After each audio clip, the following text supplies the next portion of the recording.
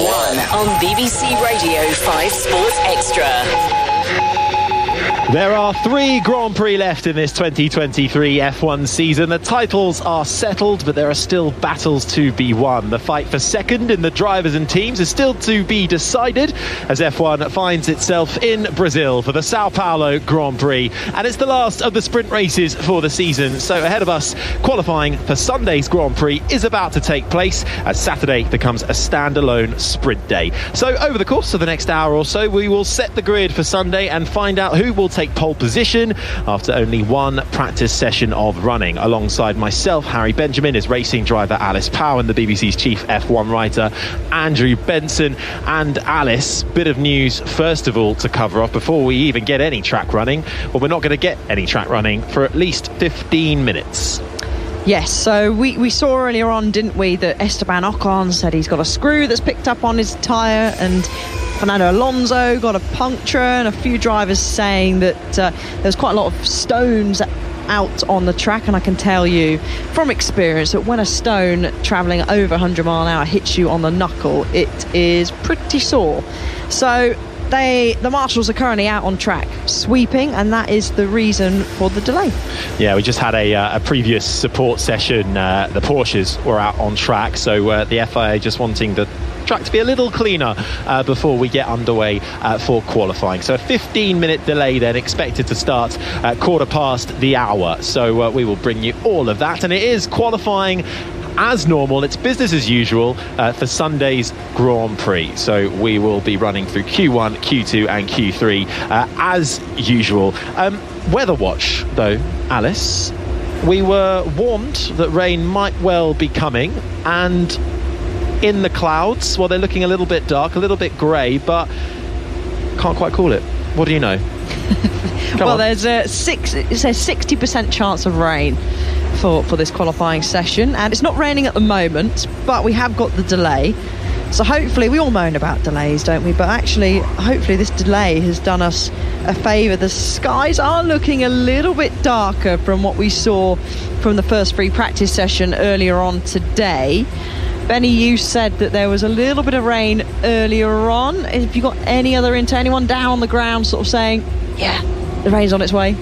Well, it's sunny at the moment. There are shadows caused by the grandstands, but it's one of those Sao Paulo days. I remember speaking to Gilles de Ferran once, the IndyCar driver, when I was at a previous Brazilian Grand Prix, and he was born in Sao Paulo, and he's like, people think of Brazil as like beautiful weather, sunshine, but he said it was one of those, it was a kind of day a bit like this. It was humid, it was sunny but with some cloud, there was rain threatening. He said this is what Sao Paulo weather is actually really like most of the time, and he's actually right. It is. That's what Sao Paulo weather is really like.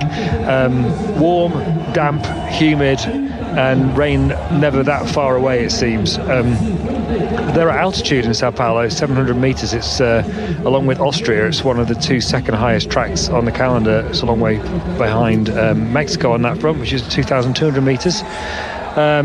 But yes, are we filling now? Should we go through every circuit? Steamy atmosphere in Sao Paulo in many different ways. It certainly is. Well, that is not getting the fans down in the grandstands packed around this Interlagos circuit, one of the shortest on the calendar, 4.3 kilometres, just over 2.6 miles, 15 turns, 5 to the right and 10 to the left. And if you are just joining us a little bit later, qualifying delayed for 15 minutes. Weather perhaps incoming as the clouds start to darken, a 60% chance of rain, so we shall wait and see. But Andrew, one practice session is all we get for a sprint weekend. It's the final sprint weekend of the year. What did we learn from that one and only practice session earlier on? Absolutely nothing. Unfortunately, the likes of Max Verstappen, Lewis Hamilton only ran on the hard tyre among several other drivers in the same boat. The 2 Ferraris were fastest, with Sainz ahead of Leclerc, but they were on the soft tyre. Fernando Alonso did a time on the hard tyre, which at the time looked pretty competitive, certainly compared to where Aston Martin had been in the last couple of races, which have been very bleak for them, but we really have no idea at this stage how the field's going to light up. I mean, look, we know that Max Verstappen's going to win the race on Sunday unless he crashes or breaks down, whatever the weather, wherever he qualifies. That's just a given this year, isn't it, pretty much? The excitement is behind him usually, and I really wouldn't want to call it. It's a race that could go for Ferrari, it could go for Mercedes, it could go for McLaren. But we got no clues, unfortunately, in P1. Well, in terms of the standings, let's bring you up to date with how they look. It is, of course, Max Verstappen who sits at the top, 491 points to his name, with the title sealed. He has a 251-point gap over his teammate Sergio Perez, who has 240 points. And this is a fight that is really battling between himself and Lewis Hamilton. Just 20 points between the battle for P2. Carlos Sainz in the Ferrari now up into fourth in the drivers' standings, ahead of Alonso, Norris, Leclerc, Russell, Piastri and Gasly, the top 10. And then over in the constructors' standings, Red Bull, of course, at the top with 731 points. That is nearly double of what Mercedes have in second, and Ferrari just 22 points behind Mercedes in third, McLaren fourth, Aston Martin in fifth, Alpine, Williams in seventh, and a battle hotting up at the back of the pack with AlphaTauri, Alfa Romeo and Haas, all within a handful of points of each other. But Alice, that battle for second in the Constructors' Championship, I mean, 22 points, Mercedes and Ferrari, that is going to be one to watch. I know we are clinging for things to get excited about, but that will mean a lot to Mercedes and Ferrari, who can finish ahead. Yeah, and as Andrew touched on in the practice session in the coverage earlier on today, that these are big chunks of money that the teams can earn. That they care about the Drivers' Championship, but it's the constructors that they all want to win, because these points mean big prizes in terms of, especially in terms of financial help that they get for wherever they finish in the constructors' standings. And it is, like you said, Harry, it's certainly hotting up between Mercedes and Ferrari. Looking at this weekend, okay, Sainz and Leclerc, they're on the soft tyre. In practice one. Yeah, but they were on a soft tyre. And actually George Russell, who of course won his first race here, so loves this track clearly. He was on the medium tyre sitting in P3, and actually Mercedes looked fairly decent. Lewis Hamilton, you can't really count him in that, because we didn't get to see him on a medium or a soft. He was on a hard. He was further down the field. So yeah, if you're looking at this weekend, you would technically say Mercedes are probably more likely, don't want to commentator curse it of course, but likely to outscore the Ferraris. But we'll have to see how the Mercedes gets on with the soft tyre, because obviously we've not seen them run on that just yet. No, we certainly will. Practice one ended with 2 Ferraris, 1-2. Russell was third for Mercedes, and then Hamilton a little further down in 12th. But as Andrew alluded to earlier, very difficult to really gain any learnings from that practice one session. But this is actually what I quite like about a sprint weekend. You are thrust into the action, the competitive action, straight away, and you've got to scramble on all sides, from the driver in the cockpit to those on the pit wall to the strategists to the technicians and the mechanics. It ramps up massively, and that is something that I really like about a sprint format.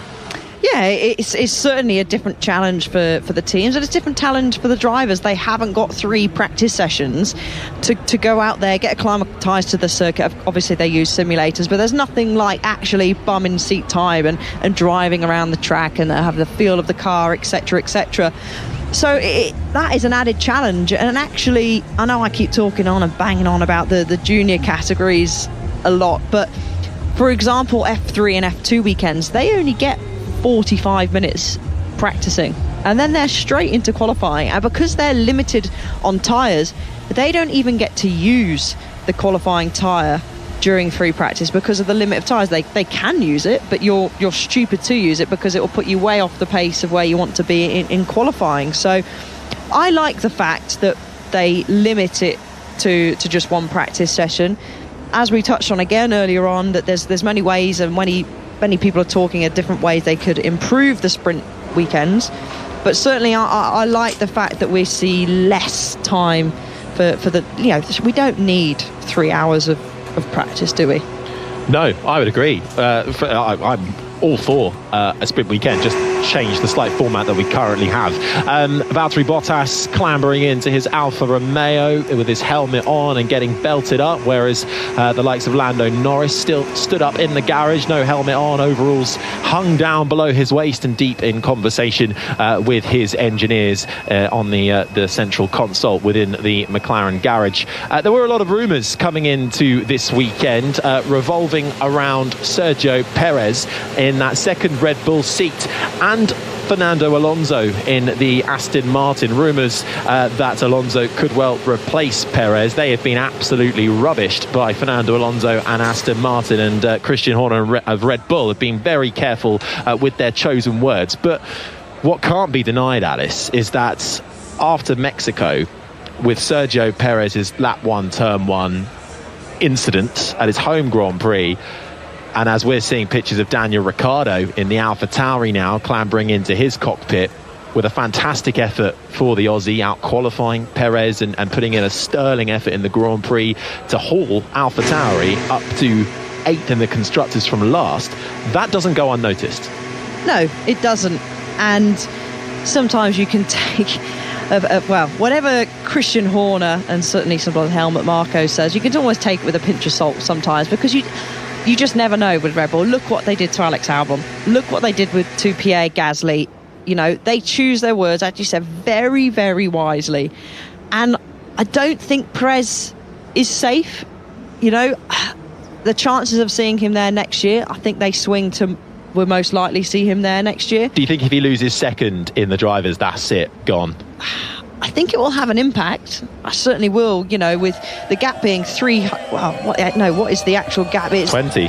No, compared to him and his teammate. Oh, 251. Yeah, exactly. That's a huge gap to being in the same type of machinery. And you can't go, well, he had reliability problems. It's just the fact that Perez has just not been on his game this year, and we saw replays, didn't we, in between the two sessions again of his crash at turn 1 in Mexico, and it just doesn't. The more I look at it and the more I see it, I'm like, that's really, really not good. So I think he probably will be there, but you just never know. He needs to, and I said this during the middle of the season, needs to have a better second half of the season, but now he really needs to try and have a good final 3 races, because that's all he can do, and he unfortunately he's put the pressure on himself. He does. He needs 3 clean weekends, doesn't he? And Hamilton would be level on points with Perez right now if it wasn't for the disqualification in Austin. And Lewis Hamilton, an honorary citizen of Brazil, like a home race for him, that'll buoy him up, and he's a 3-time Grand Prix winner here as well, and also he's Lewis Hamilton, so if he's going to perform anywhere, it might well be here. Well, if he didn't get disqualified from the USA Grand Prix, he'd be level on points with Perez at the moment. So that says a lot about where the season has sort of gone, where the season has gone for Perez. So it's a tough one, and I think Lewis at the moment, the form that Mercedes are on, that he could be up there. Andrew, you had a good stat earlier, which you said off air, about how many points Hamilton's made up. So in the last 3 races, Hamilton's made up 13 points on Perez, right? But in 2 of those races, one of them he got disqualified from, and the other one he crashed out of at the first corner. So it's real jeopardy for Perez. Now, Christian Horner said it wasn't as...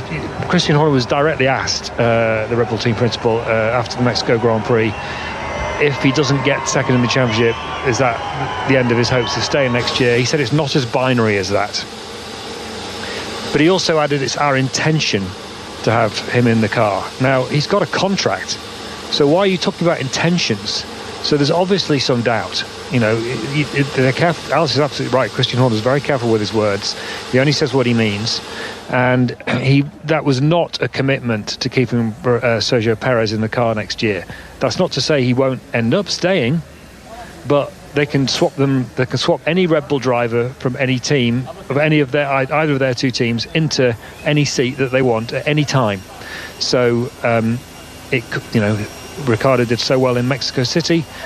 It could be Ricciardo. I don't think it's very likely to be Yuki Tsunoda. It might not be Ricciardo at the beginning of next year, but if Perez, the threat isn't going to go away. If Perez is, a bit rubbish again next year, because frankly that's what he's been in comparison to Verstappen, he could be dropped halfway through next year, just like Gasly was through when he was promoted to Red Bull. I've got a question for Benny. Who would you put in there?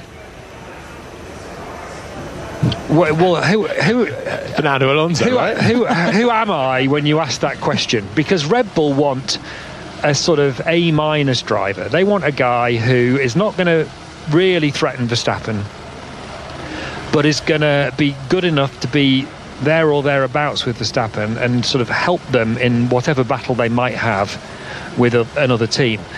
So, for example, in Abu Dhabi in 2021, Perez did a great job of securing Verstappen the championship, because if Perez hadn't held up Hamilton for as long as he did during that race, Hamilton would have had the gap to stop under the safety car, could put on fresh tyres, and all the drama with Michael Massey, the race director, not following the rules correctly and all that, it wouldn't have mattered, because Hamilton would have stayed in the lead on fresh tyres and Verstappen wouldn't have been able to pass him.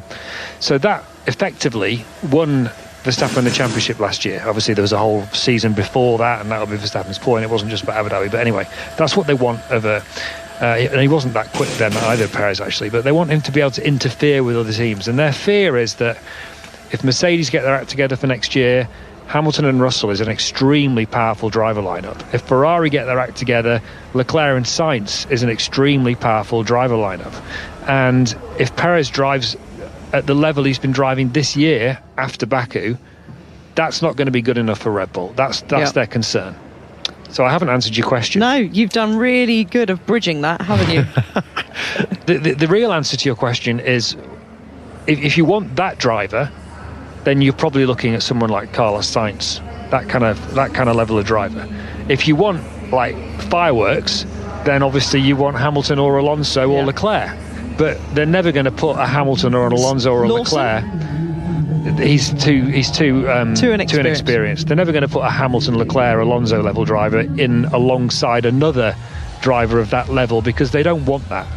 They don't want two alphas in the same cage, basically. That's the voice of the BBC Chief F1 writer, Andrew Benson, with racing driver Alice Powell. And if you are just joining us, we are expecting qualifying for the Sao Paulo Grand Prix. It will be coming in just a few moments. It's been delayed, and we are currently in that delay, but it should get going in a couple of minutes' time. The delay being because the FIA just wanted to clean up the Interlagos track a little more after some support action in the previous gap between now and the last F1 practice session. But good news, cars already coming towards the end of the pit lane. The McLaren, two Williams and an Aston Martin all making their way down to the end of the pit lane, and many of the drivers and all of the drivers now well and truly buckled in to the cockpits of their car. Alice, when you've had a delay like this ahead of a competitive session, what's the mindset of a driver? Still the same as it was before. You've still got the same length of time, unless there's a real weather change and the heavens open or the track dramatically dries. It's still the same. It's the same for everybody else. Their session is delayed as well. So to be honest, it doesn't really change that much. If you've got yourself psyched up and it's last minute, they've said, okay, you've got a 15-minute delay, then you really maybe do that process, have a bit of time to yourself. You've seen some drivers still get in the car in time for the original start time, maybe because they just want to have a bit of time to themselves. But in all honesty, it wouldn't, well, certainly from my point of view, it wouldn't change that much.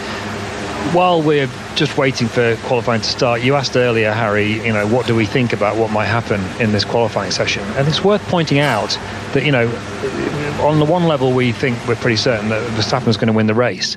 But in terms of qualifying, Ferrari have 4 of the last 7 pole positions. And they're, in the second half of the season, their average qualifying pace compared to Red Bull is only 23 thousandths of a second down. So I think there's every chance that a Ferrari could be on pole just as much as there's a chance that a Red Bull could be on pole. You can't call it quite yet, at least. And you're right. I mean, Charles Leclerc has taken the last 2 poles in a row.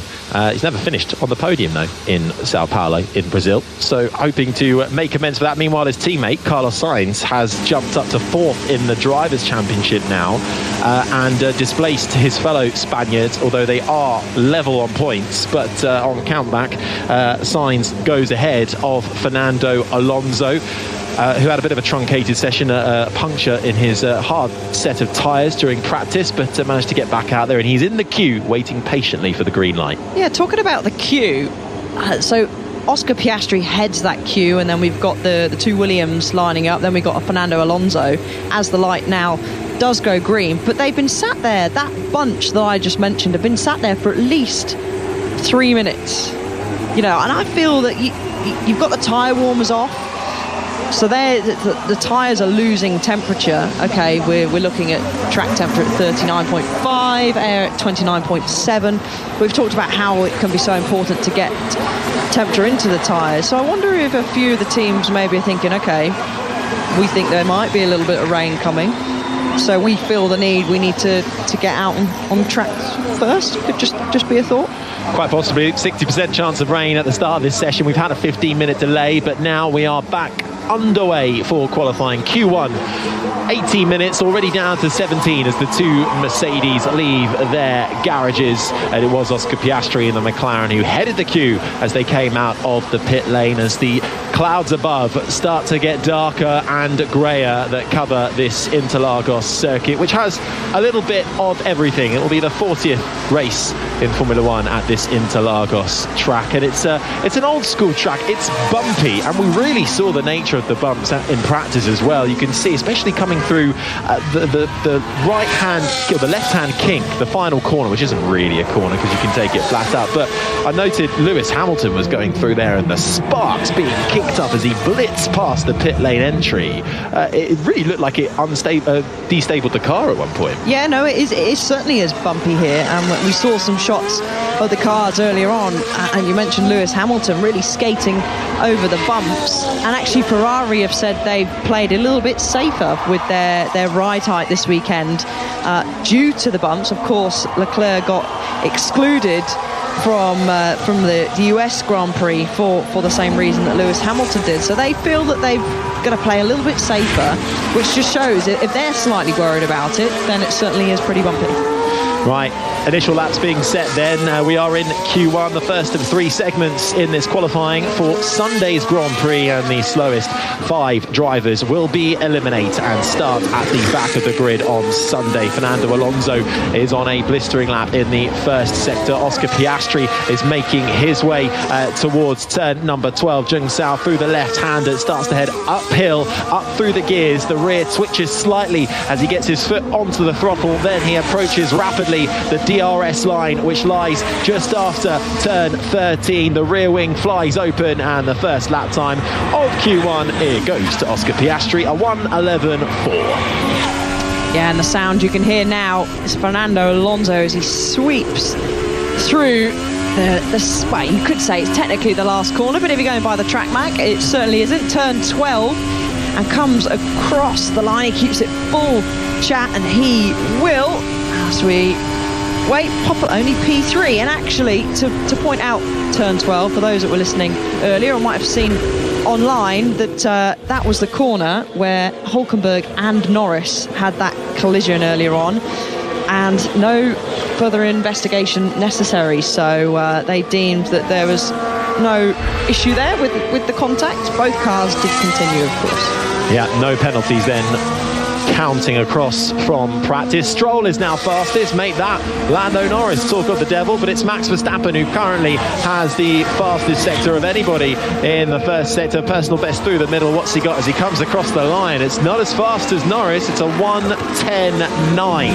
3/10 off of the McLaren's opening gambit. This is the sound of Charles Leclerc, the Monegasque, the Ferrari, coming across to the line. Now his first attempt. Everybody on the soft compound tyre. Leclerc goes 8th fastest, immediately pulls over to the left to let the Alpine, it's about to say Racing Point, we haven't had them in a while, have we? That's a long time. No, about to let the Alpine through as the Alpine blitzes downhill through the centre S's. So Norris, Verstappen, Stroll, Bottas and Piastri currently the top 5, but we're still waiting to see from over half the field what they've really got. Hulkenberg slots up into 8th, and this is the sound of Lewis Hamilton. Yeah, I did the all there because just as he was wanting to roll off that brake pedal, the rear just stepped out and he totally missed the apex there at 10, but he's gone purple in that middle sector as we wait for him to come across the line. Had quite a nice and tidy turn 12. DRS will be wide open now, and he streams across the line. Harry jumps up into P2, but just over 2.5 tenths off Lando Norris. It was a really tidy lap from Lando Norris. Here's Verstappen first. My car is jumping around like a kangaroo. It's the same problem like in Mexico. Verstappen, his car jumping around like a kangaroo, referring as well to a similar problem he had in Mexico. This is the sound of Verstappen as he cruises down the main straights. I hope that's not an allusion to a bit of porpoising as well coming back into play, which we have seen across this year as well. Slightly rear its head again. Verstappen is currently 3rd fastest. Perez out there as well, and Sergio Perez is currently down in 18th, so needing a better lap time from him, and he actually, instead of starting a lap, he decides to come into the pits, so bailing on that one. But the point I wanted to make, coming back to the good lap time from Lando Norris right at the start of this session, a 1:10.6 is currently the fastest, 2.5 tenths clear of Lewis Hamilton, is that actually the one thing maybe we did learn from practice one is, well, there was a lot of limited soft tyre running from some of the big hitters like the McLarens. Yeah, there was, but that's not hindered them, has it really? And the team that, well, whether they've actually set a competitive lap time, because I can't see they should be sitting down there in 16th, 17th, is the two Ferraris, and we're seeing, whoa. And that is his Pierre Gasly. Jesus Christ, dangerous. So Gasly reporting a dangerous manoeuvre, and that's because he is coming out of the pit lane and comes across a Mercedes that is stood still. George Russell trying to find a gap. And the FIA stewards have noted that the pit exit incident, and it nearly, I mean, basically what's happened is George is queuing to well, he's not even queuing because he's got a gap in front of him, but he's trying to get space, and it's similar to what we saw really in Mexico, apart from he's not stopped in the pit lane, but he is crawling, and it's blind on that pit exit, and Gasly was going flat chat, slammed on the brakes, and just managed to miss the rear of Russell, and of course missed the wall. So the stewards are looking at that after the in-session down as impeding. Charles Leclerc in his Ferrari coming across the line to start a lap. He is currently down in 17th, down through the gears, 3rd gear, left-hander, downhill through the centre S's, left then right, slight touch of the curb, a lot of curb as you come through the left-hander of 3. Here's his teammate. No rain expected for 2 to 3 minutes. We have 1 time lap. Sainz being told no rain expected for 2 to 3 minutes, which would allude to the fact that they definitely think rain is coming in about 2 to 3 minutes. Yeah. So that is a worry for those who are currently down in the drop zone. Sainz, Leclerc and Perez. Alonso's on the fringe as well. Yeah, that's exactly what I was about to say. Perez, he is down, he's dropped even further now. He's down in 19th place, 1.1 seconds off Lando Norris at the top of the times. But I think there's a bit of track evolution going on here as well before it rains, of course, as there was a lot of debris. The marshals were out sweeping the track. There was a few shots we saw of cars going slightly offline. It was still pretty dusty, Harry, and Leclerc, he's easily going to jump. He's on a good lap. Yeah, he's on a very good lap. He's easily going to jump right up in the top 3. Actually, he goes in the top half of the top 1. In the top 1, yeah, he goes basically. fastest. He's a tenth and a half faster than Lando Norris. So I think track evolution, if it does stay dry, will play a big factor in this as the track sort of cleans up.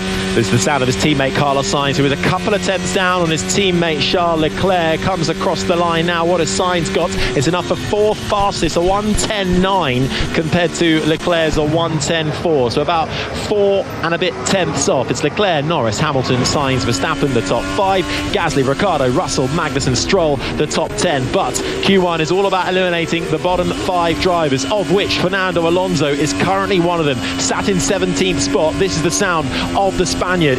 On board is Aston Martin. He's personal best, sector 1, sector 2. This should be enough for Alonso. It is. He goes up to third. Oscar Piastri is another big name down in the elimination zone, but he has gone fastest of anybody through the first and second sector. What's the rookie got for McLaren round the final corner? Foot to the floor, DRS wide open. It's second for Oscar Piastri. That shoves Sargent and Albon down to 16th and 17th. Hulkenberg, Perez is still down in 19th. Zhou 20th and last with about 8 minutes remaining.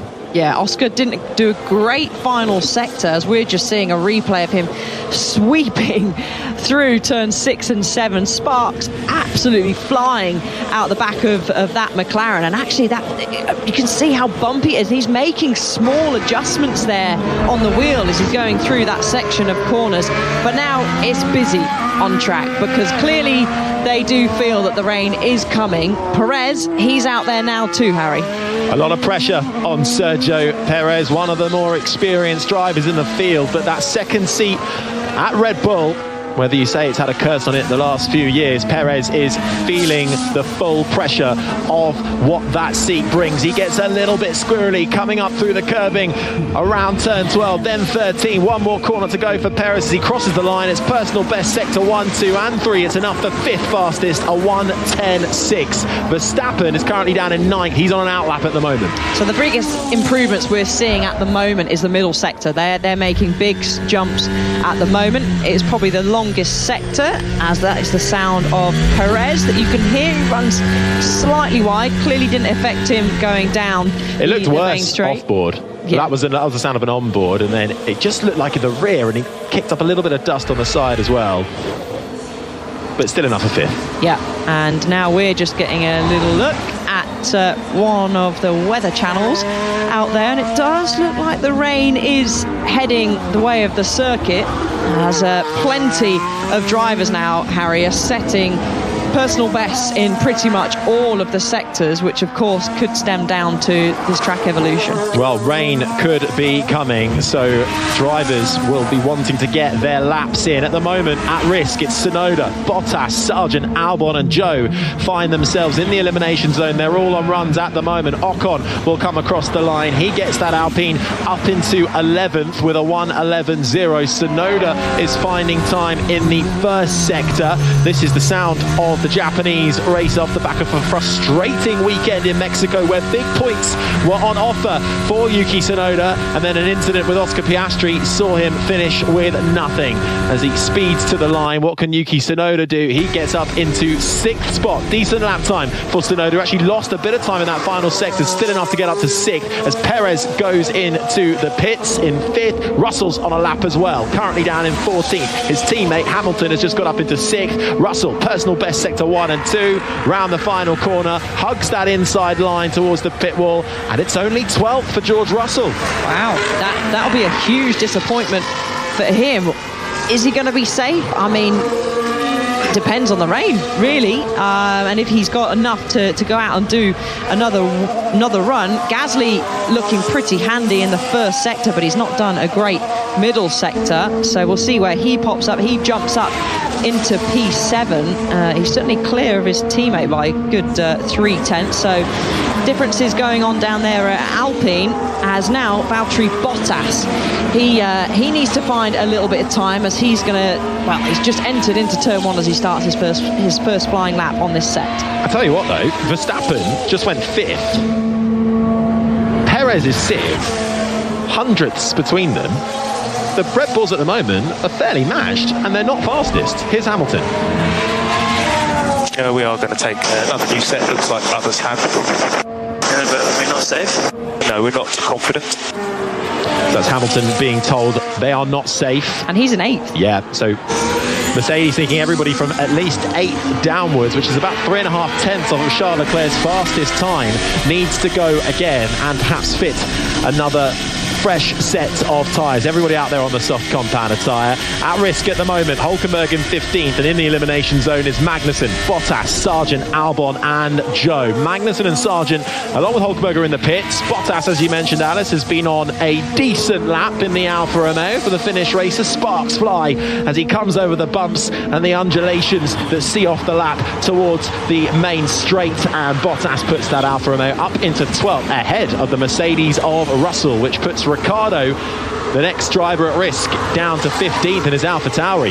Yeah, so you could say, if you're going by Mercedes opinions, that's not really safe enough for Bottas, because if they're worried about Lewis Hamilton, who is now on an outlap, by the way, in P8, then worrying times for them. But the sound you can hear now is Alex Albon, who just struggled a little bit of understeer there as he went through turn 10, charges now on the brakes into turn 12, just having to wait for that front end to bite. But it's a personal best in the first sector and a personal best in the second sector, as DRS will be now wide open as he heads round turn 15, the final corner, and crosses the line and up into 4th, 1.5 tenths off.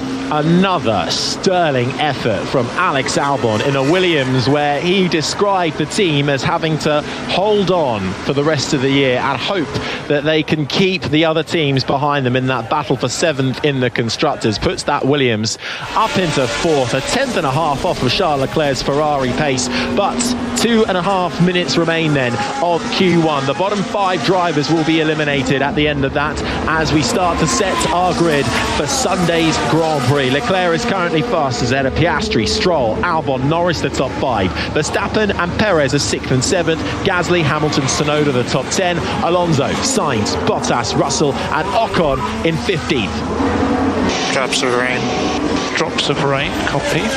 As Lance Stroll reports drops of rain. Ricciardo is 16th ahead of Hulkenberg, Joe, Magnussen and Sargent 19th and 20th, and they are the drivers in the elimination zone with less than 2 minutes to go. Then Sainz is back out there on a soft set of tyres, finding a personal best in the first sector. He wasn't as quick as his teammate, he was a few tenths off, and that's enough to separate provisional pole down to 12th in this session.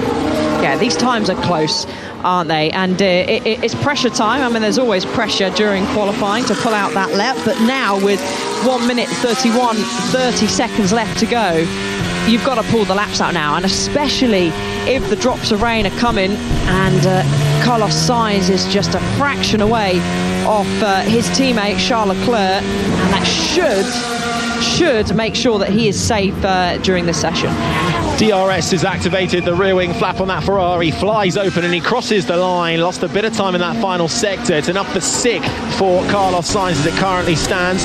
This is the sound of Logan Sargent up into 8th gear, flat out towards the line. He's currently 20th and last. He just about gets through to Q2 for the time being, 15th, but he is still on the bubble. Nico Hulkenberg has had an exceptional first sector in the Haas. George Russell has had an okay first and middle sectors. He's the next one to come across the line as Hamilton goes up into 4th. Russell had a brilliant sector in the end. Wow. 10th, just under a 10.5 clear. He goes to P1 ahead of Leclerc, but Hulkenberg had a mega sector 1 and finishes off with a mega lap. The man who achieved pole here back in 2010 in his rookie season goes up into 3rd as it currently stands, but this is Q1. We eliminate the bottom 5, so that is all we focus on in getting through. And at risk is Bottas, Sargent, Ocon, Ricciardo, Joe and Magnussen. Yeah, and actually he was getting a handy tow, was Hulkenberg, from one of the Red Bulls, and what did we see on our screen? The Red Bull charge into turn 1 and lock up. So unsure whether that was Max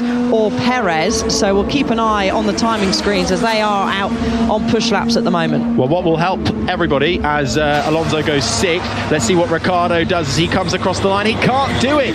It's 16th for Ricciardo. He can't pip his teammate. The 2 Alfa Romeos are out. They're done. They won't get another go. They're both in the pits. Bottas and Joe. Joe will be resigned to 20th and last. This is the sound of Yuki Tsunoda. He is currently ahead of his teammate in 15th. He stays in 15th and skates through. But what about Logan Sargent and Esteban Ocon. Esteban Ocon is on a pretty decent lap as well in the first and the middle sector. Can he finish it off and pip Tsunoda down into the elimination zone? Ocon with just a few meters left across the line. He does do it. He gets up into 14th. Ocon, Gasly down in 15th. Sargent comes into the pits, and that is the end of Q1.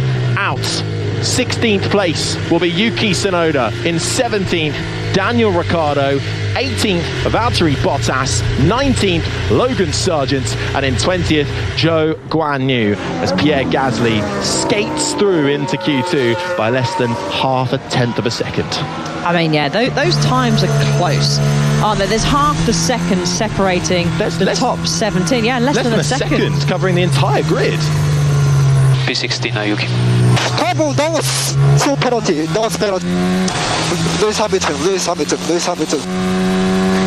I think Yuki Tsunoda is suggesting that Lewis Hamilton deserves a penalty for perhaps some impeding. I don't think we quite have seen that on our output, and just like that, we're about to get another look at it, and it's in the pit lane, in the exit.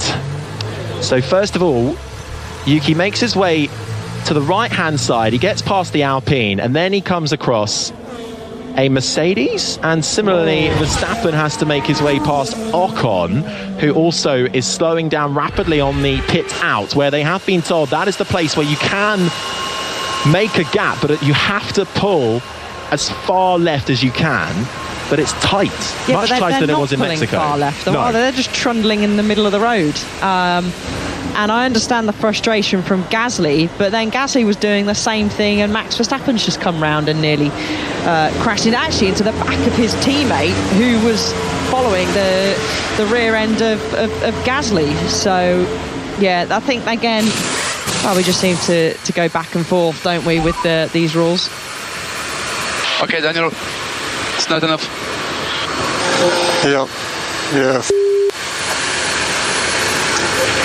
Back to the rules, they need to make something, because especially when it's a blind and it's a fast pit exit, it's a sweeping left-hander, and if you've got someone going minding their own business, trundling along at real slow pace in the middle of the road, then that's just an accident waiting to happen, because everyone's on a different strategy.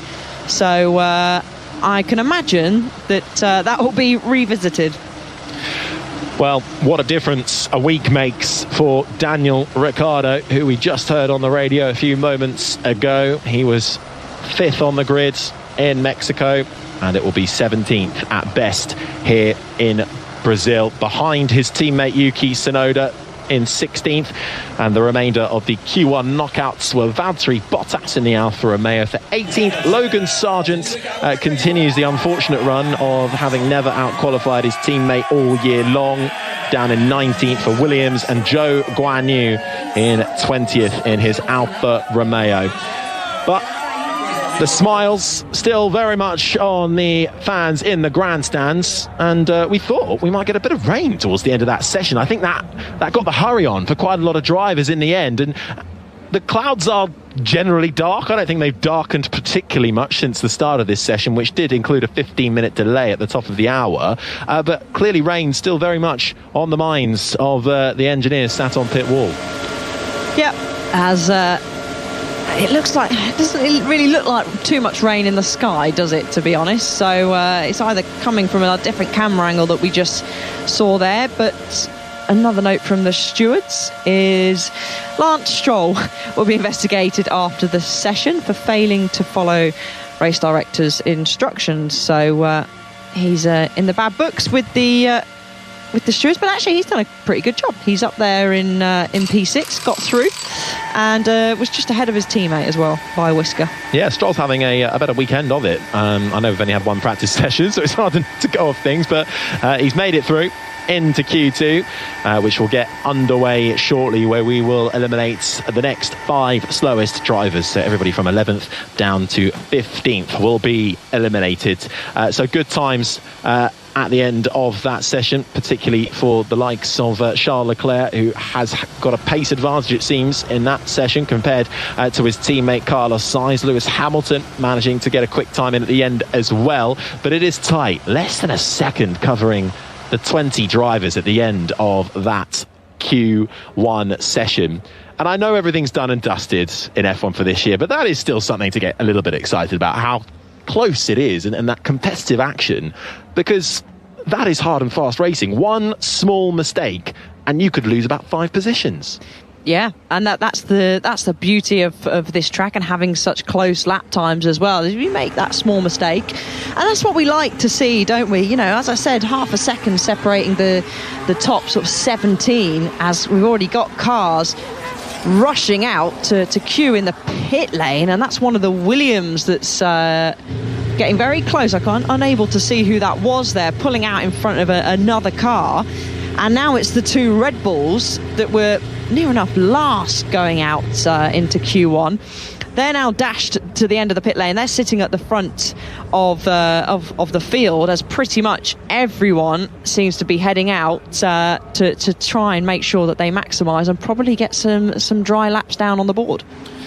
Q2 then about to get underway with the 2 Red Bulls, Verstappen at the front of the queue. There are some very, very light spots in pit lane. Very, very light spots. Not light spots, but very, very light spots.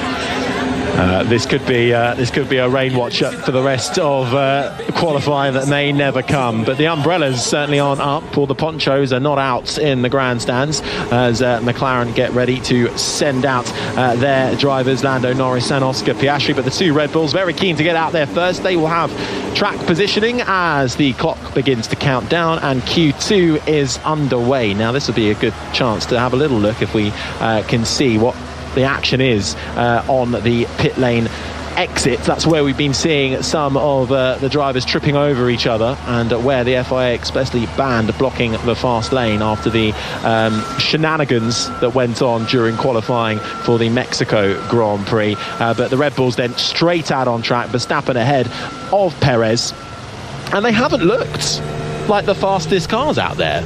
And they've looked fairly close, in closely matched in pace. Yeah, I mean, I think it was Max Verstappen that did that lock-up going into turn 1 when I mentioned that it was Hulkenberg that got the decent tow from him in that final sector. So he was just a whisker off matching or going faster than George Russell. So he certainly would have lost some time there on that lock-up into turn 1, but sort of taking that out, you know, they still haven't, as you said, looked the fastest car. But come on, Harry, this is Max Verstappen and Red Bull. We don't write them off just yet, do we?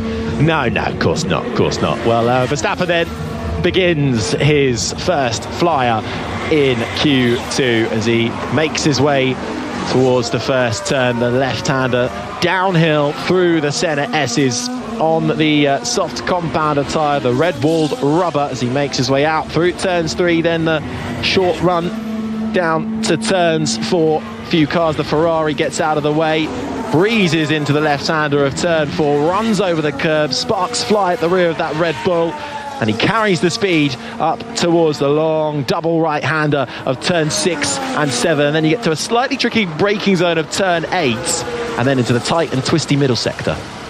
Yeah, and actually Perez has stolen that fastest first sector off of his teammate there just by just over a tenth of a second. So good job there by Sergio Perez. Obviously feeling a little bit more comfortable than he has earlier on in this, well, today really. He was struggled a little bit compared to Max in the first session, but Max comes towards the end of the lap now, and of course he will jump up and set the fastest time, and that's a 1:10.1, which is actually 0.3 quicker than the fastest time set by George Russell in Q1. Yeah, and Perez crosses the line. He wasn't as quick as Verstappen in the middle sector or the final sector. Perez slots into second spot. So the opening gambits from Verstappen and Perez are a 1:10.1 and a 1:10.3. Albon slots up into third. This is the sound of Fernando Alonso making his way up through the gears. 7th gear, that becomes 8 as you hit the DRS line. The rear wing flies open to the run to the line. Alonso 4th in that Aston Martin. Yeah, so still struggling a little bit there. Alex Albon doing a cracking job. Stroll, he jumps up and wow, he is nearly matched Sergio Perez's lap time of a 1:10.3, so they're both on a 1:10.3. So he's done a really good job there, has Lance Stroll, as Lewis Hamilton as well now joins the top 5 as and pops up into P4. And Lando Norris goes up, and well, they're loving these 1:10.3s. We have 3 of them, and Lando Norris has joined them there as being one of those, and he sits there in P2. That was a good lap time from Stroll. 4th compared to Alonso, 7th. Russell, Leclerc and Sainz still to cross the line. Russell not having as easy a time of it as his teammate, puts in a 1:11.0 to go 9th fastest. Leclerc puts himself up into 8th. What has Carlos Sainz got? He's in the final corner now. Across the line, it's 10th fastest for Sainz. So Russell and the 2 Ferraris not having the paciest of opening gambits in this qualifying session, but of course that could be down to tyres. It is exactly down to tyres. What's confusing though, according to the timing screens, is that I think they're going a bit haywire. Yeah, you've got Russell on used tyres, which I can understand, and Hamilton on used tyres too. It says that Verstappen was on new tyres, and what's confusing is it thinks the Stroll is on used tyres and Alonso's on new. Now that can't be true, surely, when there's that big gap between them, unless the world's turned upside down. Welcome back to the party, Lance Stroll. So yeah, I think let's wait and see what happens at the end of the session before we get too excited about where everyone looks like they're laying up at the moment. Yeah, absolutely. And just having another look, that could be another reason why Russell didn't have the best of laps as he made his way up through turn 13. And the rear of that Mercedes just sliding out from beneath him, having to make a correction there, losing time while doing so. So we're still waiting for the 2 Hasses to set a lap time, but currently in the elimination zone from 11th downwards, it's Leclerc, Russell, Sainz, then comes the 2 Hasses of Hülkenberg and Magnussen.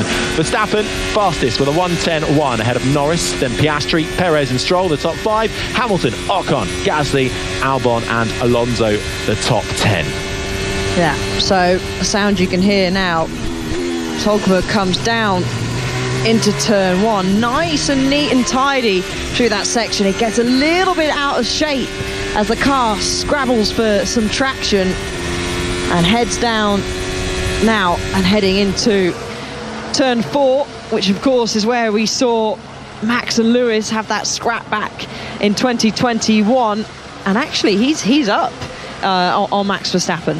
Well, at the end of Q1, Hülkenberg had purple sector 1, so he and that Haas are flying through that sector, and Hülkenberg has looked quick so far in the one Q1 session we've had. Magnussen is also out on track, and actually Magnussen was a bit faster in the first sector compared to his teammate. It's actually Hülkenberg who usually has the upper hand in qualifying, 13.6 in the Germans' favour. Hülkenberg will cross the line first. He makes his way up through Zhongzhou. The slight left-hand kink of 13 as you're travelling uphill all the way back to the main straight, which isn't really even a straight. It's got a slight left-hand kink in it before you eventually get to turn 1. Hülkenberg goes 8th. What can teammate Magnussen do? This is the sound of the Danish driver as he comes across the line. He loses a bit of time compared to Hülkenberg, but it's still 9th fastest for the Haas man. Just a 10th splitting the 2 Hasses in front of Gasly. A lot of drivers, the top 5 still in the pits. Lewis Hamilton is back out on track on a new set of soft tyres, if the timing screens are to be believed. And he is looking pacey down through the centre S's as he comments to his team. The track temperature is dropping. 35.9 degrees, the track temperature. Air temperature, 28.6 degrees. As nearly Hamilton coming through. Turns 4, loses the rear end. A massive snap, and he corrects it and saves that Mercedes from spearing into the wall and carries on. That was quite late on, wasn't it, Harry, on the exit of the corner there, and he did a really good job. I mean, we've seen cars very sideways, but that was at that speed of the corner there on the exit was sideways enough for Lewis Hamilton, so that surely would have lost him a lot of time in that middle sector than he would have liked. So he is now a 10th off Max Verstappen in that middle sector as he comes now through turn 13 into 14, flat out of course, and gets DRS just before turn 15. It will pop him up into P4, but I think there was more in that for Lewis if he didn't have that snap. I think there is more in that Mercedes, because George Russell has found a huge chunk of time now, back on a new set of softs, and he puts that Mercedes up into second place. A 1:10.3, a tenth and a half off of Max Verstappen, who currently has the fastest time in this Q2 session, where we will be eliminating the slowest 5 drivers out of the 15 on track come the end of 6.5 minutes.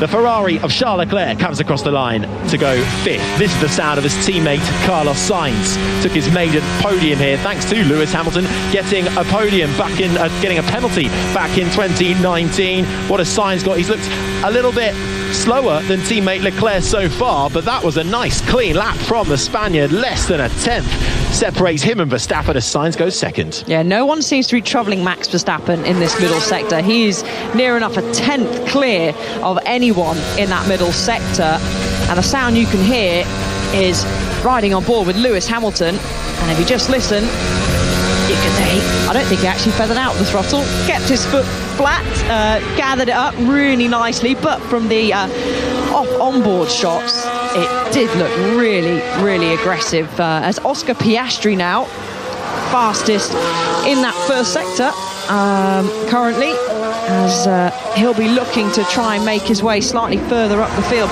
But looking at this, Harry, it's hard to say who's safe and who's not. Obviously Ocon is, and those sort of in 7th, 8th, but the gap's so tight. 7 tenths as it currently stands covers the 15 drivers in this session. Fernando Alonso is embarking on a flying lap, or another flying lap now.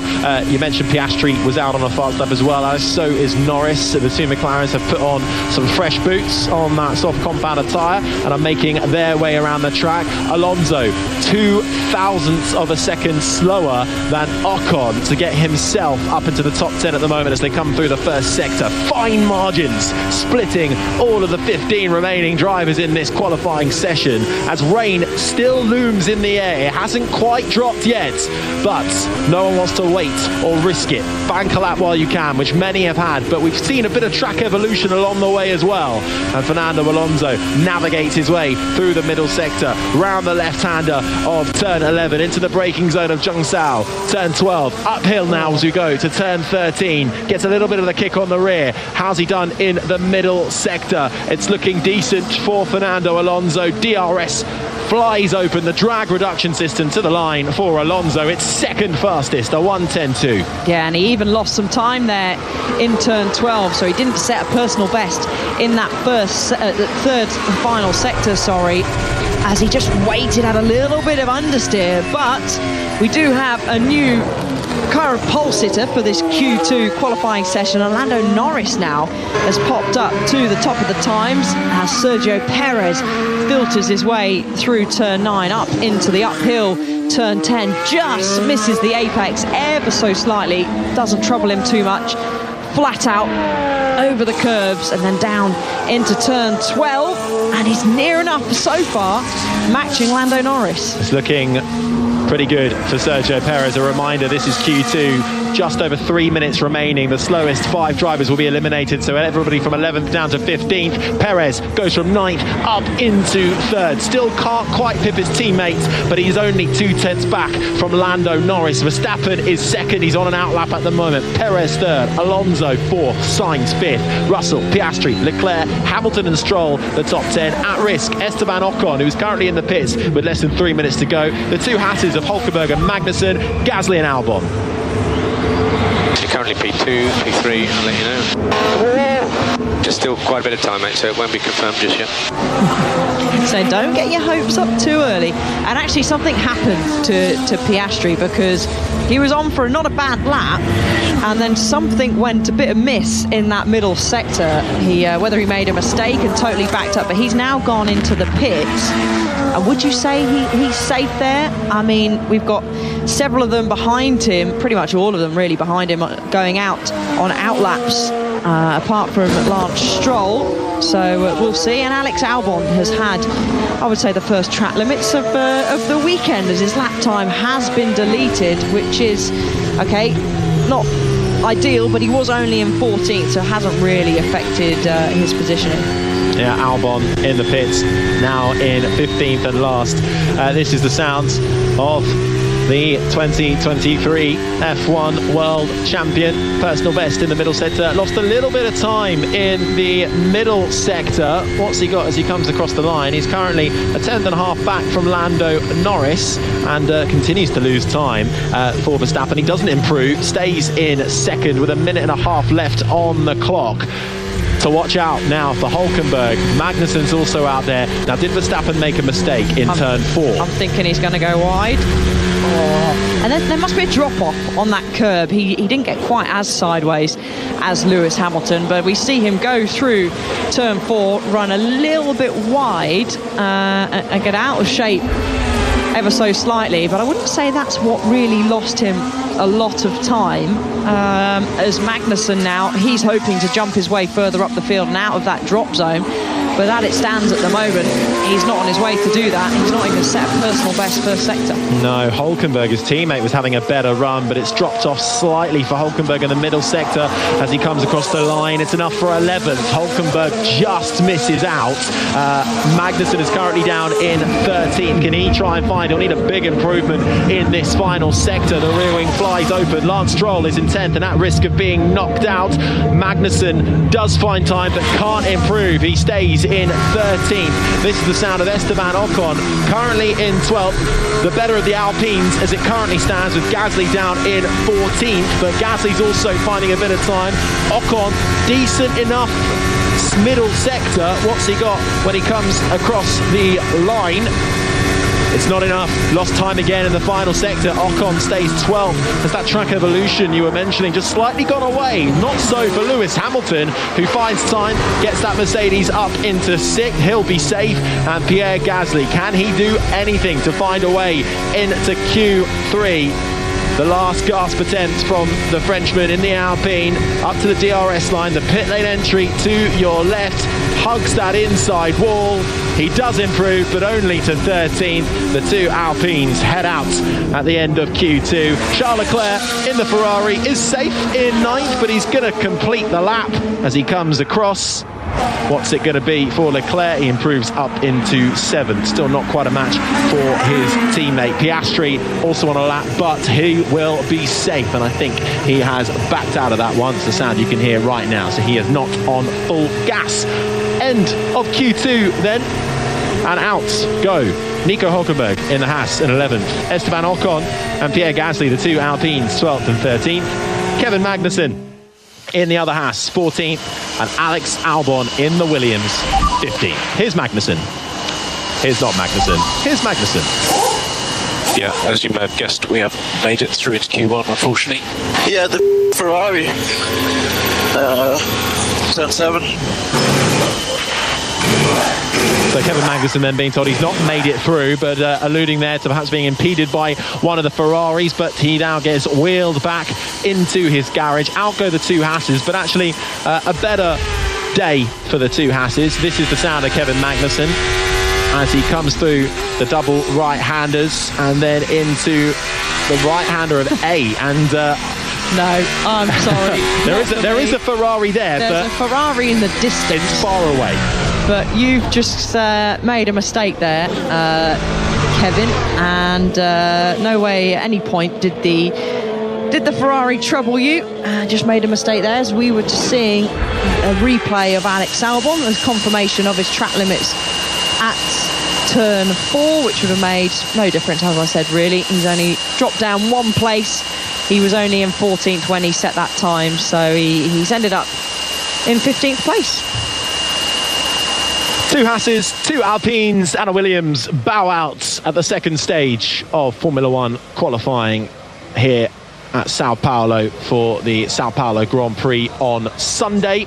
This is a sprint weekend, but that will all take place tomorrow for the sprint shootout and the sprint race. Here's Pierre Gasly out in 13th. The car was bouncing all over the place. Pierre Gasly, another driver complaining of bouncing. He's got a kangaroo. Maybe Max has given him his kangaroo. So then, through into Q3, the top 10 shootout, the fight for pole. 2 Aston Martins, Stroll and Alonso. 2 McLarens, 2 Ferraris, 2 Mercedes and 2 Red Bulls. It is 2 by 2 by 2. And at the moment, Lando Norris has the edge at the end of that qualifying. Less than a tenth and a half between Norris and Max Verstappen.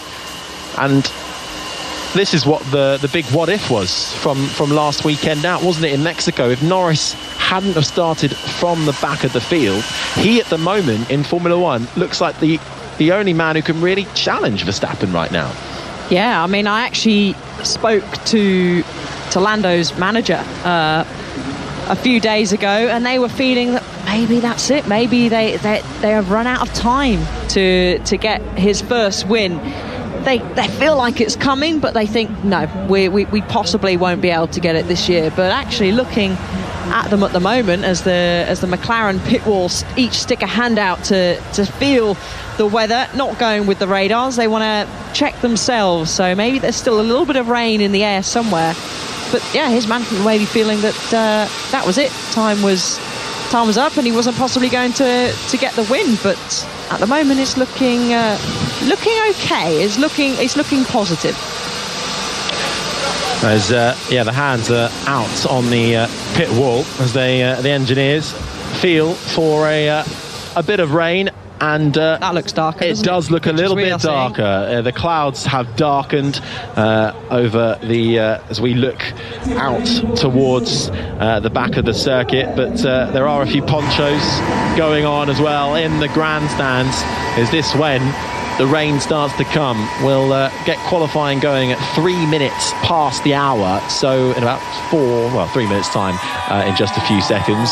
But despite the darkening clouds, it's certainly not darkening the spirits of the fans in the grandstands, who are absolutely loving life here. And Formula One in Sao Paulo always gets a good reception. I'll expect that we'll see a big queue going down to the pit lane very shortly, as all the mechanics are poised at each corner of the car, ready to take off the tyre warmers. And it started already in Aston Martin as Fernando Alonso fires up his engine. Same down there at McLaren. So here we go. They'll all be looking now to head out into the pit lane to get that best track position. And it is I think that is Fernando Alonso, that is headed down there, followed by Lance Stroll, and then pretty much now the rest of the field. And as you said, Harry, a couple of ponchos now going on out there in the grandstand. 3.5 tenths covered the top 10 at the end of Q2. It's tight in this qualifying for Formula One in Sao Paulo, and that was between Norris, who was P1, and Stroll, who was in P10. And Stroll getting through, finally reaches Q3 after 6 consecutive Q1 eliminations. So it's a much better weekend of it already, no matter what happens after this for Lance Stroll. Yeah, no, it certainly is. He'll be glad to have made it through to Q3, as would any driver on the track. But he didn't even get out of Q1 here last season, and he's never reached Q3 in Brazil. Never out-qualified a teammate here either, so he'll be pleased to get into this session. And his pace is not looking too bad, is it, compared to Fernando? Obviously the times are ultra close, as now we have got all the cars, all bar one of the Red Bulls. Unsure which Red Bull that is that hasn't decided to go down there. I'm guessing it might be Max Verstappen, but those clouds, those dark clouds, Harry, they are getting ever closer, aren't they, to the track? We're just looking at a picture of the flags that are flying high, the Brazilian flag flying high and proud over the circuit, and they are blowing in the direction where the clouds will be coming from. So we'll see. Winds picked up, air temperature, track temperature both dropping throughout that Q2 session. For an expected when? 7 minutes into the session. Okay. So 7 minutes into a 12-minute session. So that's when the rain is expected, according to Ferrari, and that was Charles Leclerc asking the question then. So, with air temperatures at 28.5 degrees, track temp 35.7 degrees, you're going to want to get your lap in ASAP. Yeah, basically he sounded fairly relaxed. That was a relaxed okay from Charles Leclerc. It's not like 2 minutes, 3 minutes time, which adds up the pressure and and he's quite far down the queue. He's at the tail end of this queue. So as the light now goes green and they head out onto the track at crawling pace, of course, and that's one of the Red Bulls that's trying to get past George Russell and in a real rush to try and get out onto the track, and now up queuing behind Lewis Hamilton, who actually firmly shuts the door, and that is Max Verstappen. So Lewis Hamilton has said, no, you shall not be passing, you shall stay in line and wait for me, as they're all heading out onto the track. But yeah, as I was saying, doesn't quite add as much pressure as Oscar Piastri leads out now, because they have got 7 minutes. But, you know, do we believe weather radars all the time? Because looking up those clouds, they look like they're closer. Looked quicker than 7 minutes to me, didn't it? They are getting much darker, the clouds that surround this Interlagos track, one of the shortest on the calendar, just over 4.3 kilometres, 2.6 miles, 15 turns, full of bumps, undulations, and you're not travelling in a truly straight line for much of the lap, or about 700 metres above sea level as well, getting up to speeds of 330 kilometres an hour as the top 10 shootout commences for qualifying for Sunday's Grand Prix.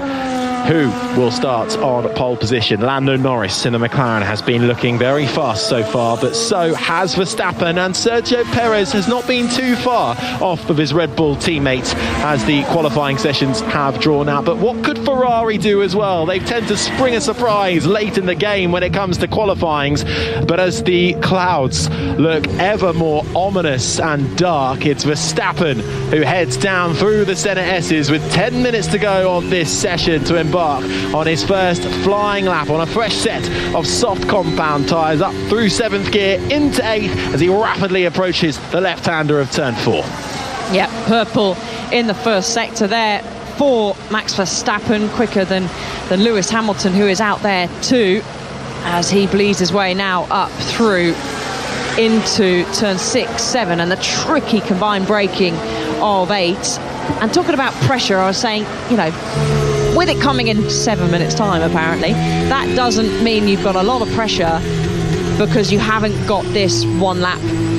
But ultimately, this is when the tyres are going to be at its best. So you could have that joker where you do a cool down lap and then you can get to do another lap, but the tyre won't be as good. So there's still that element of pressure, as we're just getting a notification coming up on our screen as rain expected in 2 minutes, and I would say that's a quick 7 minutes. Yeah, I would say that's probably more accurate, as it almost looks like Max is driving into the night there. The sparks illuminate. You could be mistaken for thinking we're under the lights in Singapore. We're in Sao Paulo, and I think the rain is starting to arrive. Verstappen gets across the line. It's a 1:10.7 to go provisional pole. Stroll heads up into second, faster than his teammate Fernando Alonso in third. This is the sound of Charles Leclerc in the Ferrari, who goes into second spot. Hamilton and Russell in the two Mercedes are 5th and 6th as we await times from Lando Norris, who can only do 7th fastest. Will he run out of time to get a better lap time in before the rain comes? There's a yellow flag in sector 3. Sainz can't improve either. He's 8th. The other McLaren of Oscar Piastri is off in the grass on the exit of Junsao. Sergio Perez is going to be affected by that. He's the car making his way past the scene where Piastri rejoins the track, but Perez would have had to have backed off, and I think everybody has found perhaps a bit of rain further around the lap.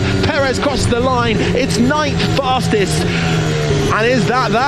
Has the rain started to come? Verstappen managed to get the lap in. He was the first car out on track, a 1:10.7. Leclerc second, Stroll third, Alonso 4th, Hamilton 5th, Russell, Norris, Sainz, Perez and Piastri the top 10. So I think it was dry, but what's really interesting, excuse me, here's Norris's radio. Rain is getting heavier, Lando, so be careful on your way back. Yeah, I know. The rain must have affected them at some point, because I was looking at the lap times. They're all a lot slower than in Q2. 7/10 Verstappen was slower, 7/10 Leclerc was slower.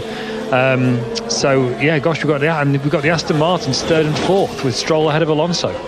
Piastri nearly decided to join the Porsche support paddock there, coming through Jungsao. He turns into the left-hander, completely loses the rear and slides down the grass. And because it's quite banked there, you're sliding downhill on yourself. And I think definitely rain then starting to affect that final corner. And we're just getting a couple of replays, and Carlos Sainz trudging and literally trudging through the centre S's, running wide, has to cut across the grass, rejoins on the inside of turn 3. So it really was first man out of the pit lane, and it was Max Verstappen who did it. Yeah, he knew, didn't he? He was thinking, I can't hang around here. I'm not trusting any radars. I'm looking up at the sky, and it's looking dark out there. So hats off to Max Verstappen, who had to clear a few cars in front of him. But it worked, you know, and it didn't work for Lando. He was one of the last cars to come out in that queue, as the wind is really picking up as all sorts of leaves and debris is being blown onto the racing line. It's night. Yeah, agreed. It is. Yeah, Fernando Alonso saying it is night, and that as soon as Verstappen started, or ended his lap we should say, and you could see the sparks illuminating from the rear of that Red Bull going towards the centre S's, almost pitch darkness, and now the rain is really falling, the wind is geared up a notch, the awnings from some of the grandstands are blowing quite dramatically, the trees as well that surround this Interlagos circuit being battered in the winds as race directions say there's a change in climatic conditions. Yeah, thanks for that. Fairly obvious there. Well, Storm Kieran, was it? I wasn't in the country. Yes, so it was Storm Kieran. Has clearly decided to hop back on a boat and head that direction, because the winds really, really have picked up as the poor fans in the grandstand are desperately trying to keep on to not just their hats, but their ponchos as well. I've already said it, but I think in my whole career I've never experienced that. It felt like it was raining, but there's no rain around. This is super weird. And that looks like that from Piastri's onboard that we saw him spinning off. There wasn't any rain. There was no spots on the camera. It wasn't visibly raining. So well on the off footage that we saw, the off-car footage that we saw. And he just lost the rear. It just looked like he was driving in very cold conditions. And honestly, I think that's what's affected Norris, because he heard it in his voice that he was disappointed. I don't think he made any mistakes, as we're seeing flashes of lightning now on our screens. And yeah, it's been red flagged, obviously, because of lightning about the area, and the heavens are about to absolutely open. But I think that's what's affected Norris is he didn't have the most ideal track position, and that's affected him. And Max Verstappen thought, I'm not hanging around here. I'm charging past the cars in front of me. And the Aston Martins, they've done a great job as well, and top job there by Lance Stroll, who's in third place. Yeah, but best of them all, once again, Max Verstappen, an 11th pole position of the season. He will start the Sao Paulo Grand Prix on Sunday from the best spot in the house, ahead of Charles Leclerc, who will share the front row. And what an effort from Lance Stroll, who has had a tough time, to say the least, over the last few races, the majority of the season, it could be argued, struggling to match his teammate Fernando Alonso and getting a lot of pressure from within Formula One, from the media. He will start the Sao Paulo Grand Prix from third in a turnaround form for Fernando Alonso and the team as well, up in fourth.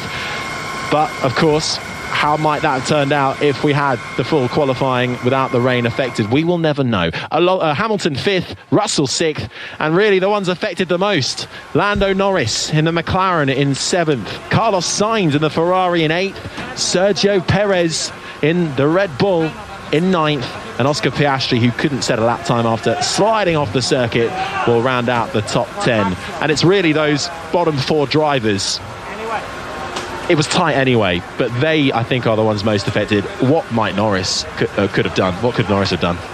Well, from his pace that he had in Q2, he certainly could have been much further up the field, as people are clapping and celebrating in the Aston Martin garage, but Lance Stroll, I mean, he could smile a little bit. You could smile, mate. You're there in P3, doesn't look too happy, but wow, I mean, it looks like a horrible storm is brewing there outside as George Russell clambers out of his car. He'll be disappointed there down in P6, a shake of the head, bit of disappointment, but yeah, Lando will be I hope I didn't jinx it with speaking that his race win could possibly still be on the cards at some point throughout the season, if not this weekend.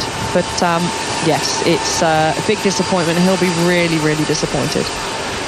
A 31st career pole for Max Verstappen, who was the first man out of the pit lane in that Q3 session as the rain was threatening, and he got the lap done in time, as did Charles Leclerc, but only just 3/10 splitting P1 and P2. They will share the front row on Sunday. Lance Stroll third, Alonso fourth, Hamilton rounds out the top five, Russell in sixth, Norris seventh, Sainz eighth, Perez in ninth, and Piastri will start in the top 10. Hülkenberg, Ocon, Gasly, Magnussen, Albon the top 15, Tsunoda, Ricciardo, Bottas, Sargent and Zhou the top 20. But we think at the moment, although those conditions changed so quickly, didn't they, that it's going to be a fairly dry weekend, or for the rest of the weekend. So we could well see quite a nice battle on Sunday with the likes of Norris, maybe even Perez as well. I know he's down in ninth, but actually he has been quicker than that so far this weekend. He has been closer to his teammate this weekend. Yeah, he has. But whether that'll mean that he'll stay there, getting it off the line can be sometimes a challenge here.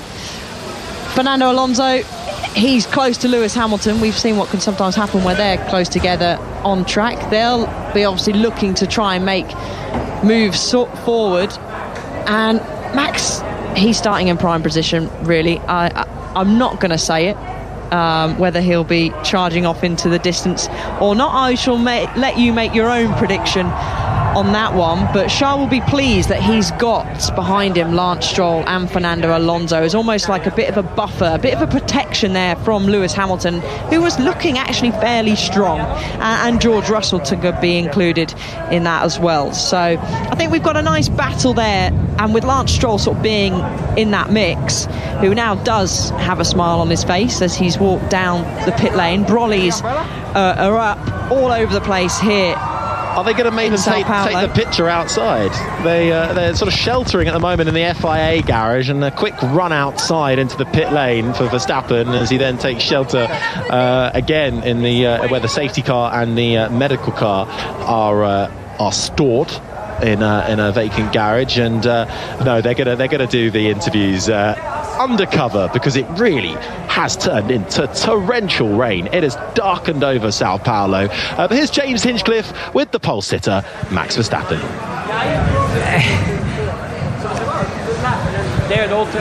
Hey, Max. Well, we got you here, man. Congratulations, 31st pole of your career. Obviously, this is not the end to Q3 that anybody was really expecting. We noticed all day long, you guys were going out right at the start of the session. How much of that decision was based on the weather coming in? Yeah, I mean, we didn't know when it would hit in qualifying, but we thought it would hit. But this is, of course, insane weather. I mean, Charles and I were just discussing, like, our laps, they felt terrible, but I don't know, I think the wind started to change and started to be very strong, and we lost a lot of lap time because of it. But yeah, it was all quite hectic in the last lap. Well, that aside, you got the lap in when you needed to. Let's look ahead to the Grand Prix on Sunday. Limited practice, obviously, on a sprint weekend, but how do you think the car is going to be in race trim? It seems that it's all very close, so you could see that already in qualifying. I expect the same also in the race. Around here is always quite a lot of deck from the tires, so it's all about that management. And last year, of course, we didn't get that right, but I think we are a bit better this year. All right, well, we look forward to seeing what you can do tomorrow and on Sunday. Charles Leclerc for Ferrari, another front row start. Again, these sprint weekends really seem to be beneficial for you. Yeah, it works well for us. To be honest, today was, in my whole career, I've never experienced something like that. From the turn 4 onwards, there was no rain, but the car was extremely difficult to drive, no grip. I was thinking about just coming in at the end of the lap, then I finished and then P2, so it's a really good surprise, but it's a very weird one, I think, for everybody out on track today, but I'm happy to be on the front row anyway. How hard is it for you and the team to try to make those calls on when to go in when the conditions are changing so quickly like that? It's always very difficult, but today was obviously the right choice, and we did everything we wanted to do, so that's good. How do you feel about the race? Obviously this track's a little bit higher tire deg than some others, but you feel confident about the car you got? I mean, let's see. I don't know about the race yet. In those sprint weekend, there's always a big question mark on the race pace, but I hope it will be a good one, and hopefully there won't be too much rain tomorrow and Sunday. Fair enough. Well, best of luck. Thank you. And P3, Lance Stroll for Aston Martin. Not a bad result, all things considered. Just talk us through the session. So difficult, so tricky in these conditions, but you pulled it off when it mattered. Yeah, for sure. The car was feeling good throughout the session. And Q3 was really tricky. My lap was pretty bad, but I think conditions changed a lot. So I had a few lockups and missed some apexes, but in the end, good enough for top 3, which is a great result. Yeah, it's your first time in Q3 here in Brazil, and you're starting P3, so that's huge. And we know that the team brought some upgrades a few races ago. It's been a bit of a struggle. How important is it for you guys to have a strong race on Sunday and bring home some points, kind of get the momentum back going in your direction?